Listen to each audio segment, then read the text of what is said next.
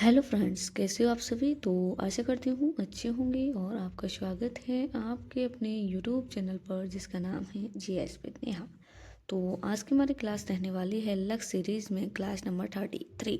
इससे पहले मैं 32 क्लासेस करा चुकी हूँ। यदि आपने वो क्लासेस नहीं देखी हैं उनको देख लीजिएगा, क्योंकि ये जो सीरीज़ है इस सीरीज़ में मैंने जीके एंड जीएस को स्टार्टिंग से शुरू कराया है। यदि आप क्लासेस को क्रम से देखेंगे तो आपको कोई भी डाउट नहीं रहने वाला है।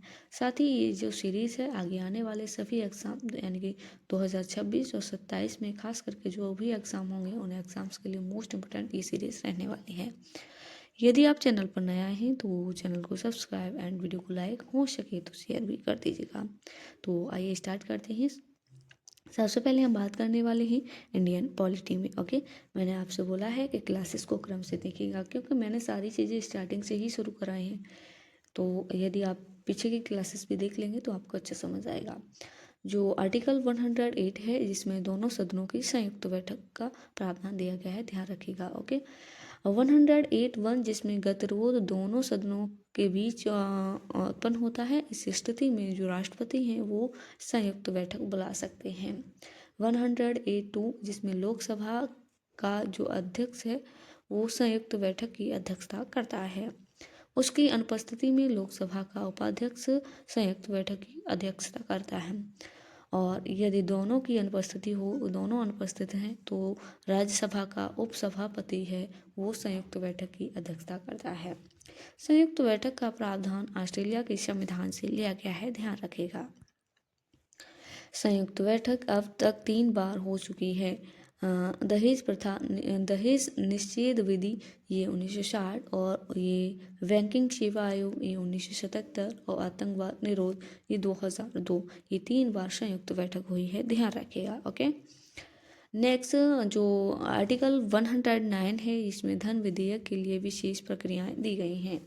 109(1) जिसमें धन विधेयक केवल राष्ट्रपति की सिफारिश पर लोकसभा में पेश किया जा सकता है।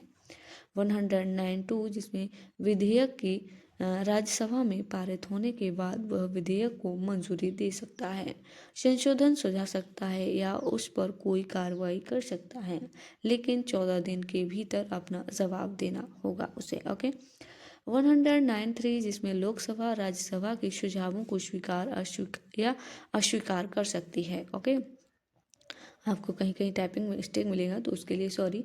यदि राज्यसभा 14 दिन के भीतर विधेयक पारित नहीं करती है तो इसे दोनों सदनों द्वारा पारित माना जाएगा, ध्यान रखिएगा। ओके, नेक्स्ट जो आर्टिकल 110 है यानी कि 110 जिसमें धन विधेयक की परिभाषा दी गई है।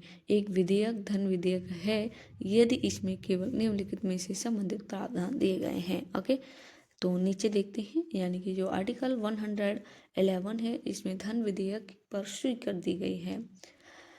अनुच्छेद 111 जब विधेयक दोनों, यहाँ पर भी टाइपिंग मिस्टेक है, दोनों सदनों द्वारा पारित हो जाता है तो विधेयक राष्ट्रपति के समक्ष प्रस्तुत किया जाता है। राष्ट्रपति स्वीकृति दे सकता है, विधेयक कानून बन जाता है। जब राष्ट्रपति स्वीकृति देते हैं तो विधेयक क्या बन जाता है, कानून। अपनी वीटो शक्ति का प्रयोग कर सकता है राष्ट्रपति। ओके, राष्ट्रपति की वीटो शक्तियाँ, जो नकारात्मक शक्तियाँ हैं वो कौन कौन सी हैं तो देखते हैं। पूर्व वीटो जो है वो राष्ट्रपति विधेयक को पूरी तरह से अस्वीकार कर देता है, ये पूर्व वीटो शक्तियाँ होती हैं। निलंबित वीटो जिसमें राष्ट्रपति विधेयक को पुनर्विचार के लिए लौटा देता है। यदि संसद इसे फिर से पारित करती है तो सहमति अनिवार्य है। धन विधेयक के मामले में उपलब्ध नहीं है, क्योंकि यह राष्ट्रपति की पूर्व सिफारिश के बाद भी संसद में लाया जाता है। पॉकेट वीटो, राष्ट्रपति द्वारा कोई कार्रवाई नहीं की जाती है। नोट, इस वीटो का इस्तेमाल सबसे पहले ज्ञानी जैल सिंह ने भारतीय डाकघर विधेयक 1986 के लिए किया था। ओके, विधेयक। ओके, यहाँ पर नेक्स्ट है यहाँ पर एंशियंट हिस्ट्री, जिसमें हम करने वाले हैं पुष्यभूति वर्धन वंश। जो वर्धन वंश है इसके संस्थापक कौन थे? तो पुष्य भूति, ध्यान रखिएगा। वे थानेश्वर में शासन कर रहे थे, वर्तमान हरियाणा। ओके।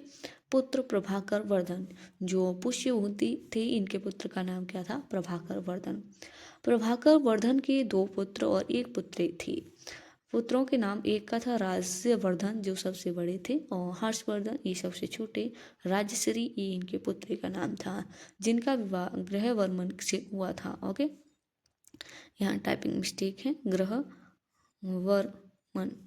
ओके, जो कन्नौज पर शासन करने वाले मोखरी वंश के सदस्य थे, ग्रहवर्मन। ओके, इसके बाद राज्यवर्धन की हत्या कर दी गई। हर्षवर्धन ने बदला लेते हुए गौड़ के राजा शशांक को पराजित कर दिया। जो राज्यवर्धन था, सबसे बड़ा जो पुत्र था, उसकी हत्या कर दी गई। फिर उसका बदला किसने लिया? हर्षवर्धन ने। किसको मारा? तो शशांक को। ओके, ध्यान रखिएगा, पराजित किया। ओके, नेक्स्ट हर्षवर्धन जो 606 ईस्वी से 647 ईस्वी तक शासन करते हैं। राजधानी कन्नौज। इसने ध्रुवसेन द्वितीय यानी कि मैट्रिक वंश के शासक को पराजित किया था हर्षवर्धन ने। फिर पश्चिमी सीमा सुरक्षित करने के लिए अपनी पुत्री का विवाह उनसे कराया। किसी? तो ध्यान रखिएगा, जो ध्रुवसेन थे उनसे कराया। इसके शासन में आने वाले विदेशी यात्री हिरेवशांग जो दूसरा चीनी यात्री था, इसकी पुस्तक शी यू की है, ध्यान रखिएगा। किसकी? तो हिरेवशांग की, ध्यान रखिएगा। ओके, नेक्स्ट आपको बताना है जो प्रथम चीनी यात्री कौन था जो भारत आया था। शैव धर्म के अनुयायी थे, लेकिन उन्होंने बौद्ध धर्म को भी संरक्षण दिया था। इन्होंने 3 पुस्तक लिखी, रत्नावली, नागानंद और प्रियदर्शिका। ध्यान रखिएगा, किसकी? हर्षवर्धन की, ध्यान रखिएगा। 3 पुस्तकें ये एग्जाम में बहुत पूछी जाती हैं। जीवनी हर्षचरित्र उनके दरबारी कवि वाणभट्ट ने लिखी थी।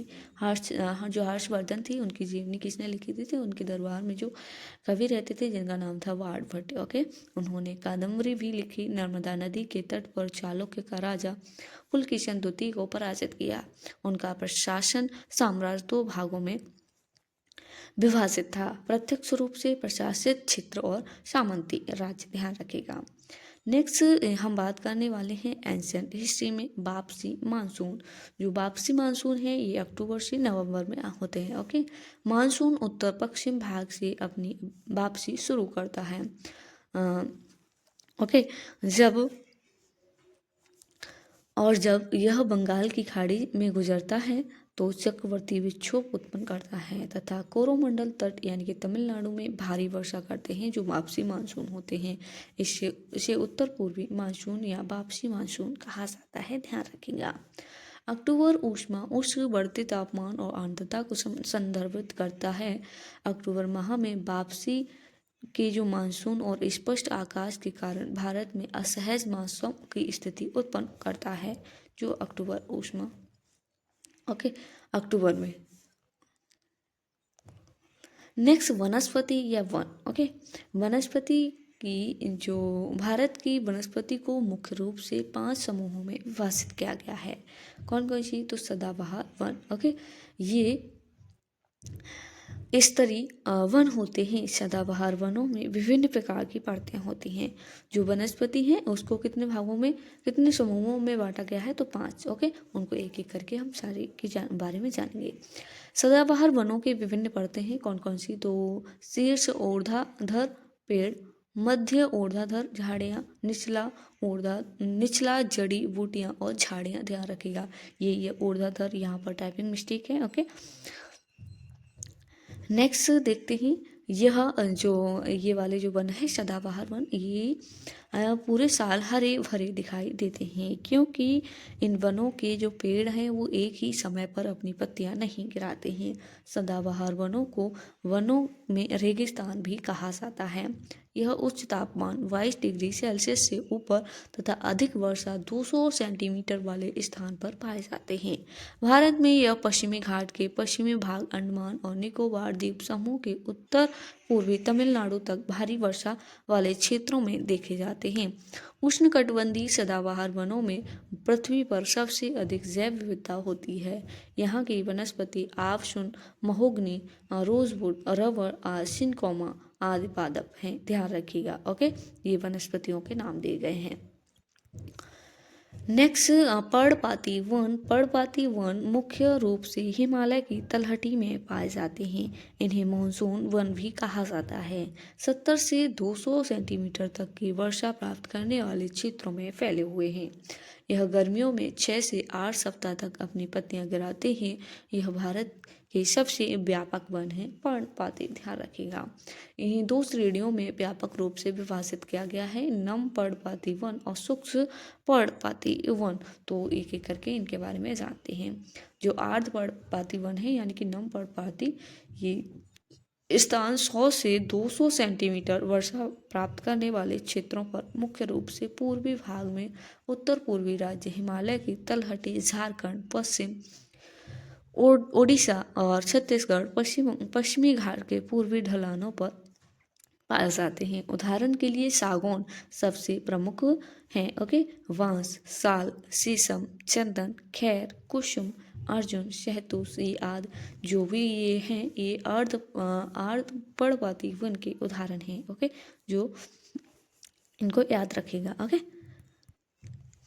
नेक्स्ट शुष्क पर्णपाती वन कौन कौन से हैं, ये इनको पहले स्थान, ये 70 से 100 सेंटीमीटर वर्षा प्राप्त करने वाले क्षेत्र मुख्य रूप से प्रायद्वीपीय पठार के अधिक वर्षा वाले भाग और बिहार तथा उत्तर प्रदेश के मैदानी क्षेत्र में पाए जाते हैं। उदाहरण के लिए सागौन, साल, पीपल, नीम, तेंदू, पलाश, आम, अम्लताल, वेल, खैर आदि ये इनके शुष्क पर्णपाती वन के उदाहरण हैं, ध्यान रखेगा। नेक्स्ट कांटेदार वन, ये 50 सेंटीमीटर वर्षा वाले क्षेत्र में पाए जाते हैं। और कांटे पत्तियों का परिवर्तित रूप है पानी की क्षति को रोकने के लिए। ओके, ठीक है। वनस्पति उत्तर पश्चिम भाग अर्ध शुष्क क्षेत्र जैसे गुजरात, राजस्थान, मध्य प्रदेश, छत्तीसगढ़, मध्य प्रदेश, ओके हो गया। ओके, इधर हरियाणा और उत्तर प्रदेश, ये इन राज्यों में देखी जाती हैं। मुख्य पौधे की जो प्रजातियां हैं, बबूल, ताड़, नागफनी, ये कांटेदार वन की उदाहरण है। ये प्रजातियां पाई जाती हैं इन स्टेट में। यहाँ एक विशेष प्रकार की घास पाई जाती है। गुच्छ घास ऊंचाई 2 सेंटीमीटर तक होती है। पेड़ बिखरे हुए होते हैं जिनकी जड़ें मिट्टी के अंदर ग्रेवी तक जाती हैं, ध्यान रखिएगा। ओके, नेक्स्ट शंकुधारी वन, यह उच्च हिमपात वाले क्षेत्रों में पाए जाते हैं। भारत के ऊपरी हिमालय पर शंकुधारी वन के पेड़ शंकु के आकार के होते हैं जो ठंडे मौसम में बर्फ गिराने में मदद करते हैं। पेड़ों में शामिल हैं नरम लकड़ी वाले पेड़ जैसे किडपे, सीधे, देवदार, ये वनों के उदाहरण हैं। पर्णपाती वन पहाड़ी क्षेत्रों में पाए जाते हैं। पहाड़ी क्षेत्रों में ऊंचाई बढ़ाने के साथ तापमान में कमी प्राकृतिक वनस्पति में बदलाव लाती है। ये वन मुख्य रूप से हिमालय की दक्षिणी ढलानों, दक्षिण और उत्तर पूर्व भारत के ऊंचाई वाले स्थानों को कवर करते हैं। यहाँ प्राकृतिक वनस्पति परत की क्रमता उसी क्रम में होती है जैसे उष्णकटिबंधीय से टुंड्रा क्षेत्र तक देखते हैं। पर्वतीय वनों का जो व्यापक रूप से उपयोग घुमतू जनजाति द्वारा चराई के लिए किया जाता है।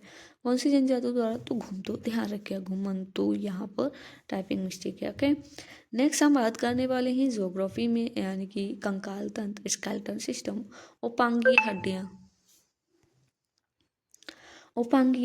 ओके, जो हैं ये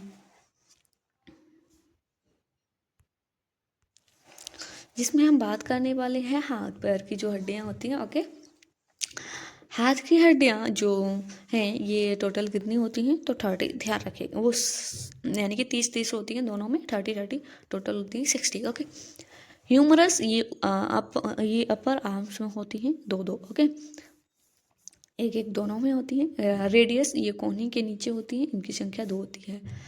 पहले हाथ की हड्डियां कर रहे हैं, ठीक है। अल्ना ये 2 होती हैं, इनकी संख्या। कार्पस, कलाई, इनकी संख्या कितनी होती है, 8। मेटाकार्पस ये हथेलियों में, ओके, तो दोनों में कितनी होती हैं, तो 10, ध्यान रखिएगा। और फेलेंजस जो अंगुली के दोनों हैंड हैं उनमें कितनी संख्या होती है, 28, ध्यान रखिएगा। ओके, इनकी संख्या ध्यान रखिएगा। नेक्स्ट जो पैर की हड्डियां हैं, सबसे पहले हम बात करने वाले हैं फीमर। और पैर की हड्डियां भी टोटल कितनी होती हैं, तो 60 ध्यान रखिएगा। ओके, 30 दोनों। तो फीमर जो थाई बोन होती है, जो हमारी जांघ की हड्डी होती है, तो दोनों में एक एक पाई जाती हैं। पटेला जिसके घुटनों की जो कटोरी की हड्डियां होती हैं, उनकी संख्या कितनी होती है, 2। फेवला जो पिंडली के अंदर पाई जाती है, इनकी संख्या 2। टेविया जो पिंडली के अंदर पाई जाती है, इनकी संख्या 2। टार्सल जो जिसे टखना भी कहा जाता है, जिनकी संख्या कितनी होती है, 14। मेटा टार्सल जिनकी तलवे में कितनी संख्या होती है, 10। फेलेंजेस जिनकी संख्या कितनी होती है, तो 28 ध्यान रखिएगा। ओके, नेक्स्ट हम बात करने वाले हैं स्टैटिक जीके में विश्व के प्रमुख देश, राजधानी एवं मुद्राएं। इससे पहले कुछ 15 यानी कि 20 के लगभग में मैंने उनके देश और राजधानी और मुद्राएं करा चुकी हूँ। ओके, आज देखते हैं।